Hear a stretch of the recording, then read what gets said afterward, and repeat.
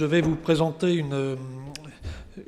un exposé qui sera un petit peu différent de ce qui a été présenté jusqu'à présent, sauf que Dominique m'a facilité la tâche, puisque la dernière étude qu'il mentionne, qui est en cours sur la surveillance sanitaire, s'interroge justement sur le lien entre les éléments purement de calcul de radio, comment les rayonnements ionisants peuvent avoir des effets, et le lien avec les conditions de vie pour la population. Donc je vais vous donner un petit aperçu de quelques enseignements que l'on a pu tirer sur l'accident de Tchernobyl et le suivi de cet accident, puisqu'on intervient en Biélorussie notamment depuis le début des années 90, et on s'aperçoit que la question, ce qui a été évoqué plusieurs fois aujourd'hui, faire la part des choses entre ce qui est purement lié au rayonnement ionisant et ce qui est lié à l'impact de l'accident ou à la présence de la contamination durable dans un territoire, ce n'est pas aussi trivial. Et du point de vue des populations, finalement, l'accident de Tchernobyl nous a livré un certain nombre d'enseignements par rapport à ça. Donc ce que l'on peut dire, c'est que 30 ans après l'accident de Tchernobyl, il y a toujours une contamination durable de l'environnement. On l'a vu dans les différentes présentations. Et que cette question de la contamination durable n'était pas complètement à l'ordre du jour avant l'accident de Tchernobyl, et que cet accident a donc fait émerger la problématique de la gestion post-accidentelle sur le long terme. Et c'est des éléments qu'on retrouve aujourd'hui autour de Fukushima. Et dans ce cadre-là, du point de vue de l'exercice de la radioprotection, ça nous a amené à dire qu'il faut mettre en œuvre des mesures de protection qui soient adaptées aux conditions de vie de la population, et donc il y a effectivement pouvoir mieux connaître quelles sont les contaminations des environnements, quelles sont les doses prises, mais également qu'est-ce qui contribue à la vie quotidienne des gens et comment prendre en compte ces dimensions sociales et humaines. Donc l'objectif de la présentation, je vous présenterai quelques éléments sur les principales perturbations économiques et sociales induites par cette contamination, et puis je donnerai quelques éléments d'initiatives locales qui ont été mises en place plus précisément en Biélorussie, qui ont en partie été évoqués par différents orateurs dans la journée. Donc ces chiffres, vous les avez vus, mais je pense que le premier point qu'il faut retenir, c'est que l'accident de Tchernobyl a conduit à une perturbation significative de l'organisation du territoire. Donc on a mentionné les chiffres de 350 000 personnes évacuées, soit immédiatement après l'accident, soit dans les années qui ont suivi pour les 3 républiques concernées. Mais cette évacuation, ce n'est pas simplement un nombre de personnes qui sont écartées, c'est toute la vie socio-économique du territoire qui est perturbée, avec des situations différentes selon les républiques, et qui explique aussi le comportement de ces républiques par rapport aux populations qui vivent dans les territoires contaminés.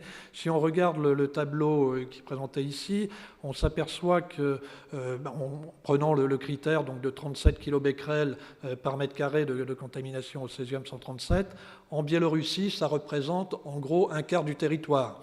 En Ukraine, 7%, et pour la Fédération de Russie, finalement, largement moins de 1%.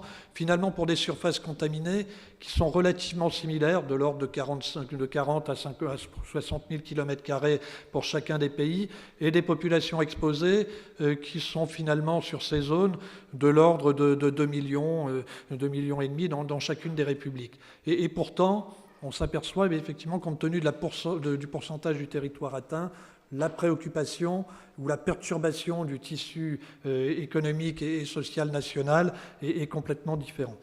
C'est intéressant de regarder, j'ai emprunté ça à nos amis biélorusses, de regarder les prévisions qu'ils donnent sur la contamination du territoire. Vous avez ici la carte de la Biélorussie avec la contamination et les estimations qui étaient données à partir de 2004 sur 2016 et 2046. Et on s'aperçoit bien qu'en 2016, on reste quand même sur une contamination significative. On a à peu près 2/3 de la contamination initiale de 86.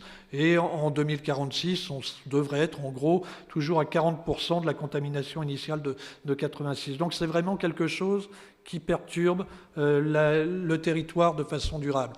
L'autre point qu'il faut avoir en tête pour les populations qui ont été affectées, c'est qu'il y a eu, par exemple, dans la région de Gomel, il y a eu 356 villages qui ont été rayés de la carte. Donc, si on imagine ce que ça peut signifier qu'un village rayé de la carte, avec 59 qui ont été définitivement enterrés.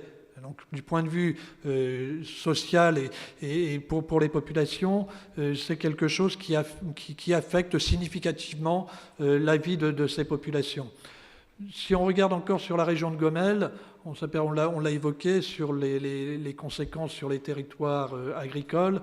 Rien que sur la région de Gomel, c'est plus de la moitié du territoire agricole qui est fortement contaminé. Et donc qui devient, pour lequel il est difficile d'avoir une agriculture significative. Cette modification de la dynamique sociale des territoires, elle se traduit par une diminution significative de la population de certains districts, et notamment, entre autres, sur les districts qui se trouvaient qui se trouvaient dans la zone des 30 km, ou en partie dans la zone des 30 km. C'est des districts qui, certains, ont été réaffectés avec un autre district pour pouvoir faire une quantité suffisante. Et si vous regardez l'évolution des populations dans ces districts, eh bien, vous constatez une diminution très significative des populations, si vous regardez avant et après l'accident. Ce qui apparaît, c'est que cette zone d'exclusion est toujours interdite à toute activité. On a donc ces 30 km qui n'ont pas réellement bougé. Vous avez quelques activités d'entretien qui sont sur la zone ou d'expérimentation, notamment avec des élevages de chevaux, mais vous n'avez pas d'activité économique et sociale sur cette zone. Donc il n'y a pas de politique de retour ou de reconquête de cette zone, contrairement à ce que l'on observe actuellement au Japon, où la stratégie est complètement différente, avec des niveaux de contamination aussi différents, mais c'est quelque chose qu'il faut avoir en tête dès le début. Il n'y a pas eu de politique de reconquête ou de retour de ces populations. Au contraire, on a été plutôt dans une problématique, suite à une première évacuation, d'avoir un relogement complémentaire dans les années qui ont suivi, et notamment avec l'adoption des programmes de contre-mesures de long terme au tournant des années 90.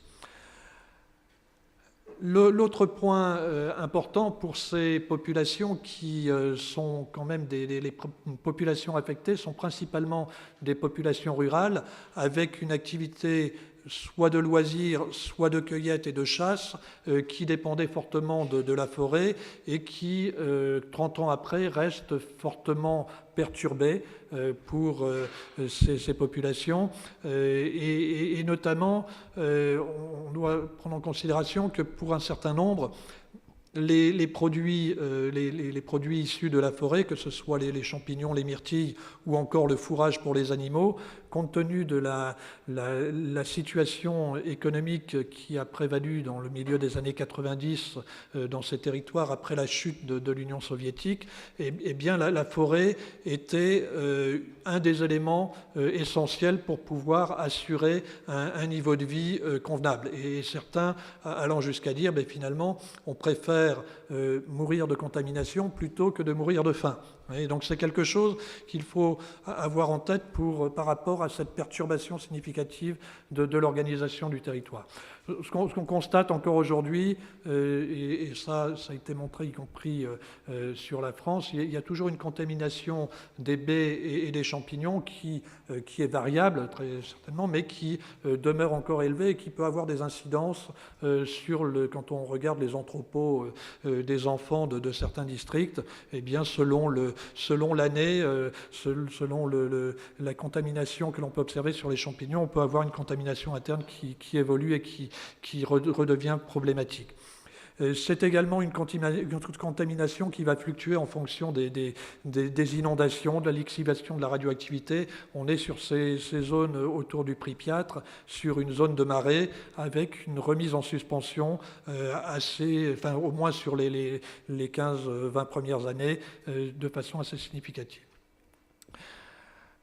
Donc là, typiquement sur le district de Gomel, la forêt représente pratiquement la moitié du territoire, avec 60% de cette forêt qui a été impactée par la contamination suite à l'accident de Tchernobyl.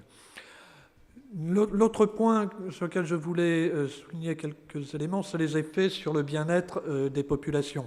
On a évoqué dans les présentations précédentes la mise en œuvre d'effets psychosociaux, l'anxiété, dépression, syndrome de stress post-traumatique, qui a été observé essentiellement dans les mois et les premières années après l'accident, hormis chez les liquidateurs, comme ça vient d'être souligné. Mais c'est des effets des effets psychosociaux, pas forcément aussi sévères que ce qu'il y a pu y avoir au moment de l'accident, mais qui restent présents chez certaines personnes, et notamment ces conséquences restent fortement exacerbées par le sentiment de discrimination. Quelque chose qu'on retrouve encore à Fukushima, le fait, indépendamment de la dose reçue du niveau de contamination du territoire, à partir du moment où les personnes expriment le fait qu'elles viennent ou qu'elles sont nées dans les districts affectés par Tchernobyl, y compris dans leur propre pays, il y a une forte discrimination.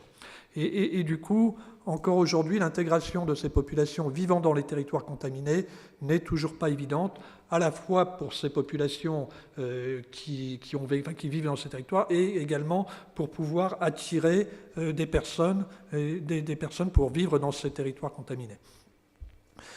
L'autre aspect sur le bien-être de ces populations, il y a eu la mise en place d'un aménagement des rythmes scolaires qui au début partait d'un bon sentiment, de se dire il faut essayer de protéger les élèves qui vivent dans ces territoires contaminés, mais la surprotection, et on le voit aussi au Japon, a eu des effets pervers, puisque ça renforce la discrimination par rapport aux autres élèves, ça réduit leur temps de travail scolaire, puisqu'on avait observé dans un premier temps une fatigue plus importante sur ces élèves. Donc du coup, l'aménagement qui était proposé consistait à réduire la période scolaire pour ces élèves, ce qui fait qu'ensuite, quand ils se retrouvent à l'université avec les autres personnes, vous renforcez la discrimination.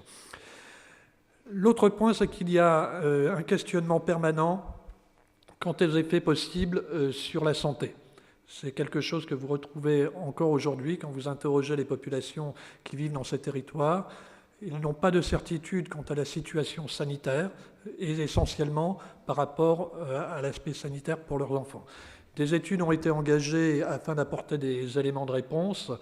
Ces éléments de réponse, donc il y a notamment une étude dans le cadre du programme CORE qui s'appelait l'étude CORE Santé, qui a été pilotée par l'IRSN, qui a apporté des éléments d'éclairage sur la question, mais qui ne donne pas une relation exposition-risque. L'objectif n'est pas là-dessus, mais plutôt de décrire l'état de santé. De même, il y a une étude qui est en cours sur les effets non cancéreux au niveau de l'IRSN, l'étude EPIS, qui devrait, au niveau en Russie, qui devrait donner dans les prochains mois quelques informations sur l'état de santé de ces enfants. Mais on reste sur des questionnements importants sur l'état de santé. Et cet état de santé, ce qui est important à souligner, je pense que c'est un des grands enseignements de Tchernobyl, c'est que si on ne regarde que la relation exposition-risque, eh bien, on n'apportera pas les réponses suffisantes par rapport aux populations qui vivent sur place, et notamment l'état de santé dépend fortement de la situation socio-économique qui prévaut dans ces territoires. Est-ce que cette situation socio-économique est lié au fait qu'il y a eu un accident? Est-ce que c'est lié au fait qu'il y a eu une destruction du système soviétique? Vous avez du mal à démêler l'ensemble de ces causes. Toujours est-il que l'observation est qu'effectivement, ces territoires ont une certaine tendance à avoir une situation socio-économique moins favorable que d'autres territoires. Et là, on peut donc objectiver sur les niveaux de contamination ou autres, mais la constatation est qu'effectivement, on est dans des situations plus fragilisées suite à l'accident. L'impact économique, on a un impact économique durable. Alors, je vous ai donné quelques éclairages. C'est très difficile de faire une évaluation économique de l'accident de Tchernobyl. La première raison, c'est que l'accident a eu lieu dans une économie planifiée. Les valeurs monétaires n'avaient pas le même sens ou ne pouvaient pas être comparées directement au système que l'on a dans nos sociétés. C'est éventuellement les conséquences, une partie des conséquences ont pu être en partie estompées du fait du système économique nationalisé, puisque toute l'aide devait dépendre de l'État. Mais bon, toujours est-il que l'impact sur l'économie du pays reste significatif. On a eu une évolution significative des populations dans les territoires contaminés, avec une tendance au départ des jeunes générations qui s'installent en milieu urbain. C'est une accélération qui a été induite par l'accident significativement, mais qui s'inscrit aussi, on le voit dans l'ensemble des autres territoires concernés dans ces républiques, sur une tendance plus générale de la désertification des zones rurales. Ce qui est important d'avoir en tête, c'est que finalement, les républiques, alors là j'ai des éléments plus spécifiquement sur la région de Gomel et la Biélorussie, il y a toujours un effort considérable sur 30 ans après. Donc vous voyez, 30 ans après, en Biélorussie, sur la région de Gomel, on était encore de l'ordre de 150 millions de dollars consacrés aux contre-mesures liées à Tchernobyl, avec une répartition qui concerne à la fois le soutien au développement socio-économique des territoires. Donc ça a été l'évolution. Vous avez maintenant près de la moitié de ces budgets qui sont consacrés à essayer de relancer le développement socio-économique de ces territoires. Des mesures de protection agricole pour 18% et de la protection sociale pour un tiers des dépenses. Donc protection sociale qui est que 30 ans après, on a toujours un certain nombre d'indemnisations ou de subventions qui sont versées pour les populations qui vivent dans ces territoires. Pour la dernière partie de ma présentation, je voudrais revenir sur quelques enseignements qui sont venus du suivi de ces populations et de la focalisation sur l'amélioration des conditions de vie.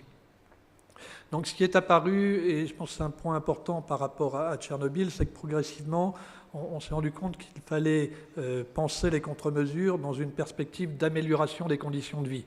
Une fois qu'on a caractérisé la situation, une fois qu'on s'est aperçu que finalement les zones fortement contaminées, on avait pu les gérer, la question est comment gérer cette contamination durable de l'environnement, comment faire en sorte que la vie soit possible pour ces personnes qui ont choisi de rester dans ces territoires. Donc l'objectif, c'était de ne pas mettre en place des contre-mesures uniquement pour limiter les expositions radiologiques, mais prendre en considération l'ensemble de la vie économique et sociale. C'est comme ça que vous avez pu voir ce matin, dans la présentation de Vanessa Durand, les projets qui étaient proposés sur la mise en place de projets sur le développement de pommes de terre au niveau local. Sur le plan radioprotection, on n'avait pas forcément de plus-value très significative. Par contre, sur le plan socio-économique, vous pouvez trouver des choses très importantes pour le quotidien des personnes. Bon, donc du coup, il y a une mise en place progressive d'une organisation de la vigilance avec l'implication des professionnels de santé et d'éducation visant à suivre la qualité radiologique des produits alimentaires, l'environnement quotidien et la contamination interne des habitants. Cette vigilance a contribué à améliorer la vie quotidienne des populations, mais ce que l'on constate, c'est que ce n'est pas une action de court terme, c'est que 30 ans après, elle doit toujours se poursuivre. Et toute la question est de savoir comment pouvoir généraliser ce genre de démarche à partir du moment où on est dans des zones où les gens souhaitent vivre dans ces territoires. Il y a eu quelques initiatives locales, donc je n'ai pas à revenir, ça a été évoqué dans le cours de la journée, avec un accompagnement des populations qui avaient fait le choix de vivre dans ces territoires, pour participer à la mise en œuvre de la protection, les aider à améliorer leurs conditions de vie. Le point clé, c'est tout un développement qui s'est fait sur la question de la culture de radioprotection. C'est un des éléments qui est en cours de réflexion et qui fera l'objet d'un chapitre ou d'une partie spécifique dans la prochaine publication de la CIPR sur la gestion des territoires contaminés à long terme. L'expérience en Biélorussie a montré qu'il était important de mettre en place des lieux de dialogue, de permettre l'accès direct des personnes à la mesure, et de façon à prendre en charge la santé de façon adaptée. Ça, c'est une des questions un peu clés, puisque on voit bien que les études épidémiologiques ne sont pas en posture de suivre l'ensemble des populations, et par contre, chaque population vivant dans un territoire a besoin d'avoir une réponse adaptée. C'est une des perspectives qui est ouverte, notamment dans le projet Shamisen dont vient de parler Dominique, en prenant un peu les enseignements suite à Tchernobyl et ce que l'on constate actuellement à Fukushima. Et surtout, je pense qu'un point important, c'est que du point de vue, nous, experts de la radioprotection, eh bien, on se doit d'être au service des questionnements et des attentes des populations et faciliter l'interaction avec les pouvoirs publics. Et il convient de trouver les mots, de trouver les appareils adaptés pour pouvoir accompagner ces populations et de façon à pouvoir discerner, caractériser la situation radiologique et identifier les options qui leur permettraient d'améliorer leur situation. Le dernier point que je voulais souligner, qui, du point de vue radioprotection, ne nous paraît pas forcément de prime abord, mais c'est que finalement, toutes ces initiatives ont également souligné l'importance de la reconstruction de la mémoire. Et de pouvoir, c'est un point important, je vous ai évoqué par exemple les villages qui avaient été détruits, c'est quelque chose qui est permanent chez les populations qui vivent dans ces territoires. Et évidemment, on ne va pas relier ça directement avec un niveau de dose. Et pourtant, c'est un point important pour pouvoir penser l'avenir sans oublier le passé.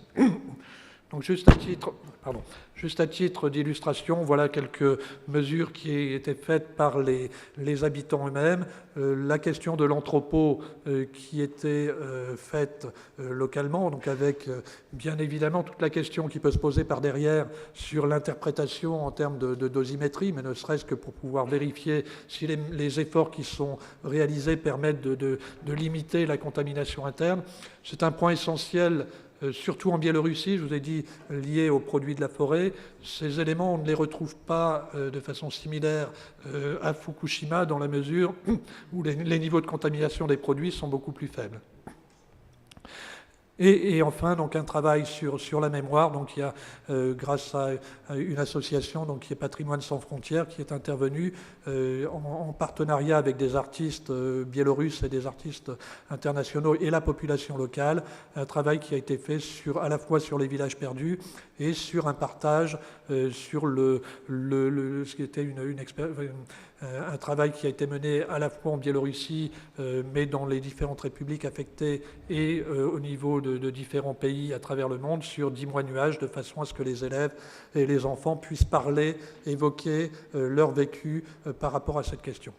Donc en conclusion, on va dire que l'accident de Tchernobyl a induit des perturbations durables de la vie économique et sociale des habitants des territoires contaminés, même si les effets radio-induits directs, on l'a vu, ont été principalement liés à l'exposition dans la phase d'urgence ou dans les premiers mois qui ont suivi l'accident. La contamination durable de l'environnement continue à avoir un impact sur la vie des habitants. Non pas forcément en termes de dose, mais il faut qu'on voit bien comment mettre tout ça en perspective avec leur vie quotidienne. Donc la prise en compte des dimensions humaines et l'implication des habitants eux-mêmes dans le choix et la mise en œuvre des mesures de protection est un élément essentiel sur la gestion post-accidentelle. Et ce qu'il faut souligner, c'est que finalement, malheureusement, l'accident de Tchernobyl est survenu, l'accident de Fukushima est survenu entre-temps, et donc les initiatives qui ont été développées notamment en Biélorussie contribuent au développement de stratégies de gestion des conséquences de l'accident de Fukushima. Et donc je voudrais juste signaler en conclusion, par rapport aux références que vous pouvez trouver sur ce sujet, il y a des informations disponibles, puisque l'ASN avait mené il y a pratiquement une dizaine d'années un retour d'expérience sur ce qui avait été sur l'accident de Tchernobyl et ce qui a été mené en Biélorussie. Donc vous pouvez trouver sur le site de l'ASN à la fois le projet PAREX et le projet COREX qui donnent des éléments assez intéressants sur ce sujet. Et puis notamment, je voulais signaler que l'IRSN vient de sortir un webdoc sur les dialogues qui ont été menés à Fukushima et qui s'inscrivent directement dans ces questionnements sur la vie quotidienne des populations. Donc je vous invite à aller regarder sur le site de l'IRSN. Voilà, je vous remercie pour votre attention.